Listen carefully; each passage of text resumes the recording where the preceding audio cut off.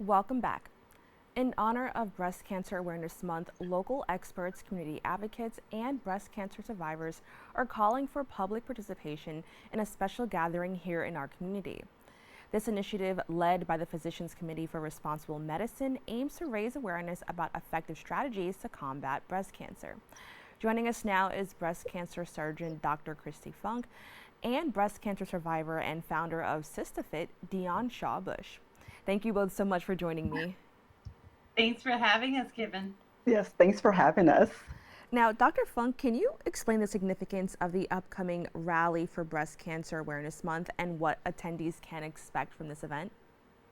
Yes. Okay. So, what we've launched, we being myself, Dr. Kristi Funk, and the Physicians Committee for Responsible Medicine, is an awareness campaign like none you've ever seen. We call it the Let's Beat Breast Cancer campaign. It's entirely free.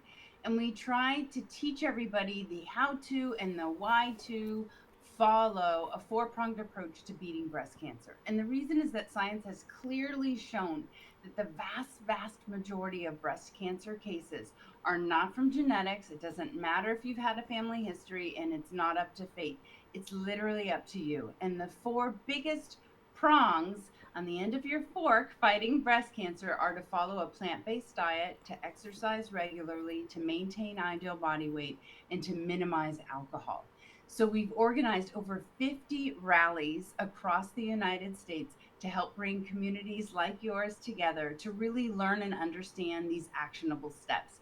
And all you have to do is go to letsbeatbreastcancer.org and sign up completely free. And for free, you'll get an e-starter guide, our fabulous e-cookbook, invitations to other events in addition to the rallies.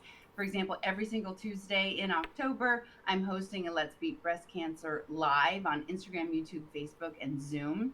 And each week we'll have a different survivor hanging out with me, and we're going to talk about eating plant-based. And the next week, how to move more and exercise. And then we're going to have a fabulous mocktail show. So Nice. this is what the event's all about. And specifically in your hometown, so in Bronx, New York, this coming Sunday, October 6th at 9 a.m., we're all going to meet in front of the Tortoise and the Hare restaurant, which is across from the Tortoise and the Hare statue at Van Cortlandt Park. So the address, if you don't know, of TNH is 6115 Broadway. And the rally is going to be followed by a 5K awareness walk in partnership with Female Fight Club, whose I name like I love, it. right? And then my favorite part of all, because it involves food, is it will culminate with a plant-based tasting and a networking event sponsored by Hugo's Gourmet Restaurant. So it's going to be so much fun. There's going to be giveaways and raffles and an all-female drum line, Batala. They're going to send us off on the walk after making noise at the rally. So it's going to be a really fun-filled event, and I think you'll walk away empowered and transformed and excited to implement these lifestyle strategies. Wow, that's amazing. Thank you so much for sharing that. Now, Dionne, as a breast cancer survivor, how did adopting a plant based diet influence your recovery process, and what benefits did you notice? Thank you, Kevin, for that question. Look, at 52, I thought I had it all together, right? Personal trainer, teaching health and wellness classes, and I just started my vegan lifestyle. But after an annual mammogram, I got the call. We found breast cancer. And I opted for a double mastectomy, and I realized that my diet wasn't as healthy as I thought. Now at 57, I am stronger, more powerful, resilient, free of cancer, and I am more focused on staying alive by embracing a whole food plant based lifestyle. And it has been incredible. My weight, my cholesterol, my BMI, my blood pressure, all of it is phenomenal for a 57-year-old. And I contribute that to eating that whole food plant based lifestyle. Now, I understand just because life happens, sometimes adopting that lifestyle can be pretty challenging, especially for people who may live in the Bronx. I'm curious to know from both of you, what tips or advice would you give somebody who is looking to make that change? Oh my gosh. Okay. So, first of all, you see what you're looking for, right? So, open your eyes around you to the corner store, to where you can find yourself eating more whole foods. So, by that, we just mean fruits, vegetables, a lot of shelf-stable products in the form of whole grains are insanely helpful. Like you just chew and swallow them down, and they are anti-estrogenic, anti-inflammatory, just really anti-cancer inside of you. So whole grains, spaghettis and pasta, lentils, beans, seeds, nuts.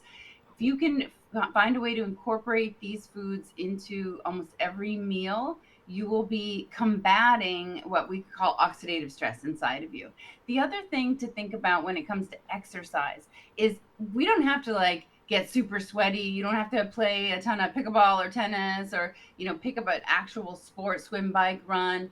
You just need to move more, and you can trick yourself into moving more. You can dance with the grandkids. You can park a little farther away from where you're headed. If you work in an office building, why are you going to the bathroom that is right next door? Why don't you take the stairs and go to the first floor and then walk all the way back up to your floor? So little things like that can get incorporated into your life. And I think one of the biggest ways to stay on track is to enlist others. So family, a BFF, get someone else who's equally excited about reducing cancer risk. And what you're going to find out, like Dionne just eloquently said, is you get a whole host of other benefits. You're going to start losing weight, your skin will clear up, you'll have more energy, your focus will be better. Like all of life's killers, heart disease, stroke, diabetes, Alzheimer's, all of these risks diminish just by making small changes, but every day and consistently.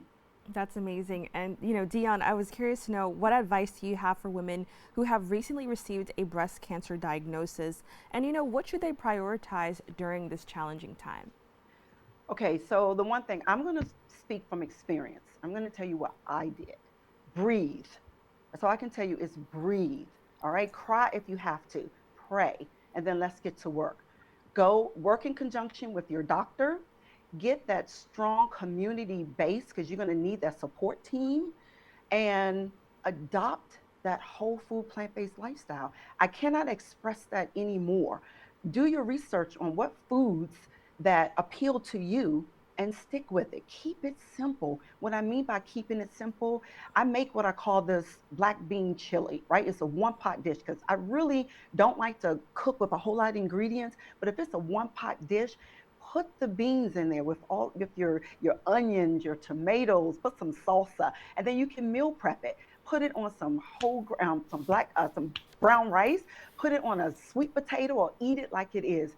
The main thing I say to you, sister, if you have been recently diagnosed, don't stress. Try not to. Cry if you have to.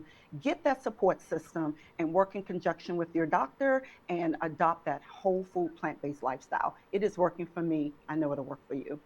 Thank you so much for sharing that. Now, doctor, for those seeking more information on breast cancer prevention and nutrition, where can they go to find reliable resources for support? So again, letsbeatbreastcancer.org, entirely free. Sign up, and as part of the e-starter guide, our book has a ton of resources. I love the 21-day vegan kickstart app. Again, totally free. You can download it.